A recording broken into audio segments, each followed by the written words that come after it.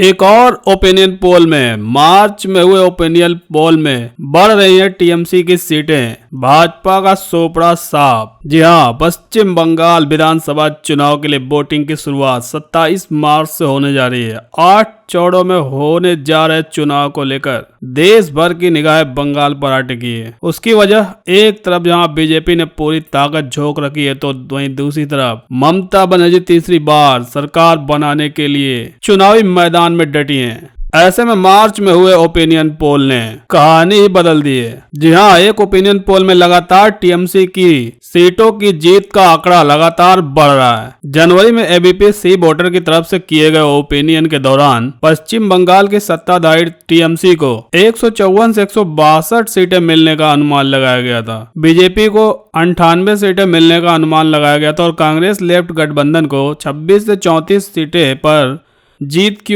उम्मीद की गई थी। लेकिन मार्च के महीने में अब जब ओपिनियन पोल आया है तो आंकड़ा अब बदल गया है। इस ओपिनियन पोल में टीएमसी को सीटों में बढ़त मिलती हुई दिखाई दे रही है। मार्च में टीएमसी के खाते में ओपिनियन पोल के अनुसार 166 से 174 सीट मिलने का अनुमान लगाया गया है। खास तौर पर टीएमसी के खाते में लगभग 10 सीटें बढ़ती दिख रही है, तो वहीं बीजेपी के खाते में 90 से 95 सीट मिलने का अनुमान लगाया गया है और लेफ्ट गठबंधन के सीटों में कमी आई है। दरअसल राजनीतिक एक्सपर्ट का मानना है कि ममता की अगुवाई वाली टीएमसी का वोट बैंक इंटेक्ट है, यानी कि उनके वोट बैंक को कोई हिला नहीं सकता। उनके वोटरों के इस चुनाव में किसी और दल के पास खिसकने की कोई उम्मीद नहीं है, जबकि कांग्रेस लेफ्ट गठबंधन के वोटर लगातार छिटक रहे हैं। इनके वोटर यहां से कटकर टीएमसी में जा रहे हैं। यही वजह कि ओपिनियन पोल में लगातार टीएमसी की सीटों के आंकड़े बढ़ रहे हैं। वहीं कुछ और जानकारों का मानना है कि सत्ता विरोधी लहर चल रही है। उन्होंने कहा कि ओपिनियन पोल की कोई गारंटी नहीं है, लिहाजा अगर यह